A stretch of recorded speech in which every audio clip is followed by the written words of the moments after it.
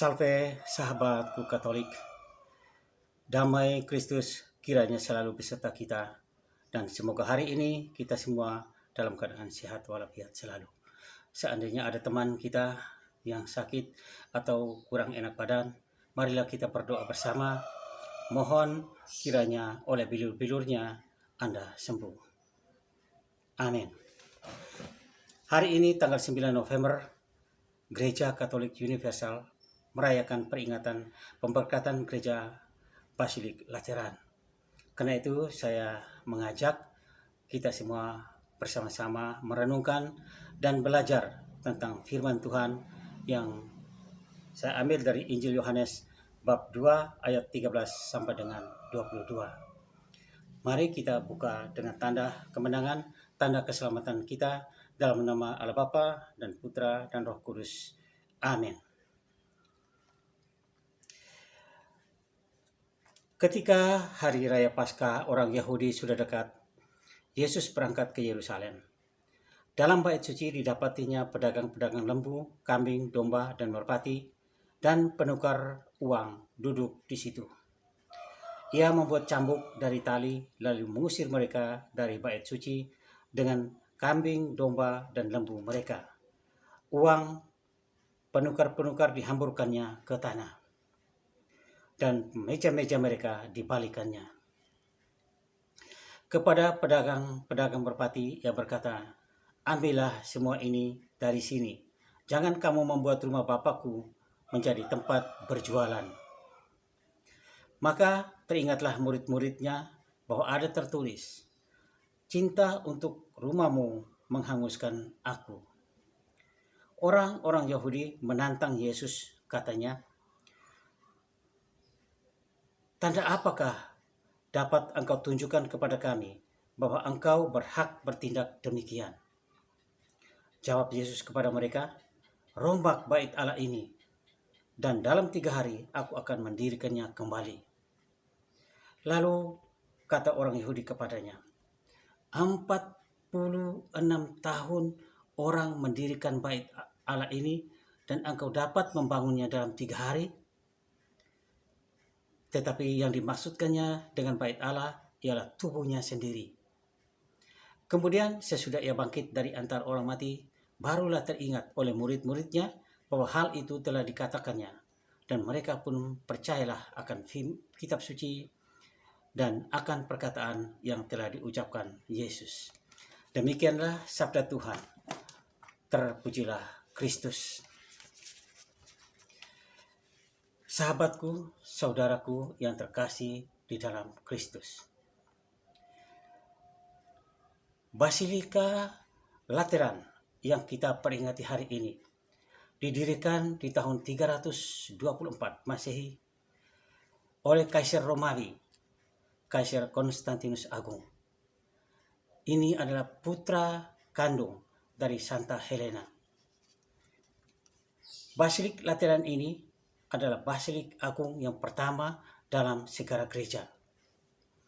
Basilik itu sama artinya dengan gereja yang besar. Dan Basilik Lateran ini terbesar di gereja-gereja di Roma dan juga gereja-gereja di dunia. Di sini ada takhta uskup atau katedra Roma. Ini yang kadang-kadang disalahpahami oleh banyak orang bahwa katedra itu ada di Basilik Santo Petrus. Tidak. Paus sebagai uskup Roma, takhtanya ada di gereja Lateran ini. Maka gereja Lateran ini adalah gereja induk, atau di dalam bahasa Latinnya dikatakan Mater et Caput Ecclesiae, ibu dan kepala gereja. 3 abad lebih kurang, bahkan lebih, gereja berada dalam hambatan, dalam penganiayaan oleh kaisar Romawi yang kafir. Mereka dikejar-kejar, mereka dibunuh. Tetapi percecokan antara orang kafir, para kaisar-kaisar Roma yang kafir, dengan umat Tuhan, umat Kristen, itu berakhir di tahun 312 Masehi di kota Roma, yaitu ketika Kaisar Konstantinus Agung mengalahkan Kaisar Maxentius, kaisar yang penguasa di Italia dan di Afrika, yang ingin menguasai kota Roma. Tetapi dalam sejarah kita dengar diceritakan bahwa Kaisar Konstantinus Agung sebelum ia berperang dengan Kaisar Maxentius, dia melihat mujizat penglihatan salib Kristus di angkasa, dan dia berperang dengan simbol salib Kristus, dan dia menang besar. Maka di tahun 313 Masehi, Kaisar Konstantinus Agung, dia mengeluarkan sebuah dekret yang dikenal dengan Edikta Milan atau Maklumat Milano, yang isinya tentang kebebasan beragama dan beribadat dan lain-lain. Bahkan di tahun 380 Masehi, agama Kristen menjadi agama resmi. Agama Kristen Katolik Roma yang sekarang ini itu menjadi agama resmi di Kekaisaran Roma. Ini merupakan keputusan penerus Kaisar Konstantinus Agung, yaitu Kaisar Theodosius. Pemberkatan Gereja Lateran yang kita peringati hari ini bukan hanya sekadar sebuah bangunan besar yang megah, yang indah, yang mungkin menarik banyak orang, tetapi lebih dari itu merupakan simbol kehadiran Allah yang membawa damai dan kemerdekaan. Kita ingat bahwa sebelumnya umat hidup dalam penganiayaan, berdoa, beribadat, bersembunyi, dikejar, dan saatnya sekarang mereka memiliki damai sejahtera, mereka memiliki kemerdekaan. Itulah Gereja Lateran menjadi simbol damai dan kemerdekaan. Lalu bagaimana pandangan umat Tuhan di zaman now? Pandangan kita tentang gereja, gedung gereja. Mungkin orang akan mudah sekali terpesona, terperangah, penuh kagum melihat sebuah gedung gereja dengan segala ornamen yang menghiasinya. Sekarang juga banyak gereja yang luar biasa indah. Wah, keren kelihatannya, artistik, megah, dan mewah.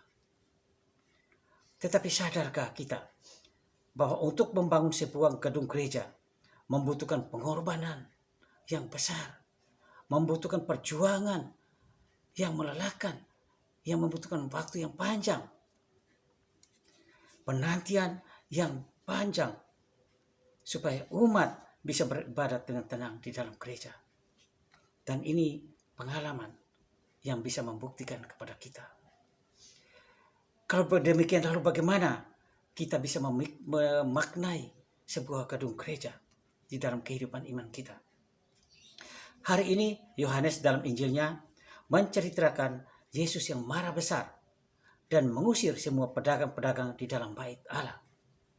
Karena mereka sudah memandang salah. Mereka sudah mempergunakan rumah Allah yang keliru. Yesus menegaskan kepada mereka bahwa bait Allah adalah tempat kudus yang harus dihormati.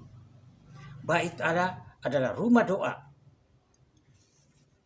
Demikian hari ini kita juga diingatkan kembali oleh Yesus dalam bacaan Injil tadi, bahwa gereja kita juga adalah tempat kudus. Sahabatku, saudaraku yang terkasih di dalam Kristus, kita umat Katolik percaya bahwa gereja adalah tempat Allah bersemayam. Bahwa di dalam gereja Tuhan bertakhta di dalam sakramen Ekaristi Kudus, di dalam tabernakel.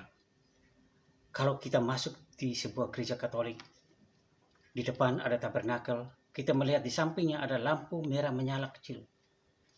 Itu tandanya, itu alam bahwa Tuhan sedang bertakhta di dalam gereja kudusnya. Karena itu umat yang masuk gereja diharapkan dengan sikap yang sopan dan santun. Karena Anda umat yang datang untuk memuji dan memuliakan Allah Tritunggal. Ketika Anda bersatu dengan Yesus, Anda juga dikuduskan di dalam gereja yang kudus itu. Setiap kita yang bersekutu dengan Tuhan, kita sesungguhnya adalah gereja yang hidup dan kudus. Karena di dalam diri kita Allah Roh Kudus berdiam. Karena itu umat Tuhan sangat diharapkan untuk tidak menjadikan gereja seperti sebuah aula, sebuah gedung pertemuan, tempat temu kangen, tukar-menukar pengalaman hidup, tempat obrolan bisnis, dan lain lagi. Umat harus bisa menempatkan diri di hadapan Tuhan dengan suasana hening dan doa, bercakap-cakap dengan bertemu kangen dengan Tuhan, dan bukan bertemu kangen dengan teman sebangku.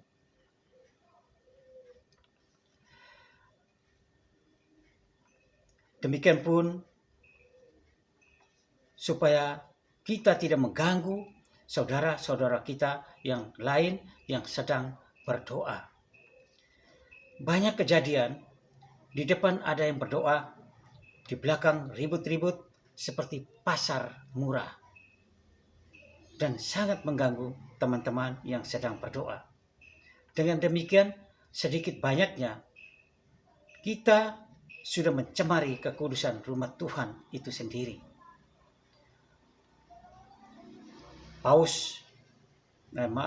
Paulus mengatakan, tidak tahukah kamu bahwa kamu adalah bait Allah? 1 Korintus bab 3 ayat 16 dan seterusnya, bisa baca di dalam situ. Maka kita pun juga harus menjaga tubuh kita. Jangan sampai kita kotori dengan kepentingan hal-hal duniawi, mabuk-mabukan, narkoba, dan lain-lain. Karena kalau kita bersama Kristus Sang Guru sebagai batu penjuru, kita muridnya sebagai batu-batu yang hidup untuk membangun rumah Allah, tempat rohnya bersemayam.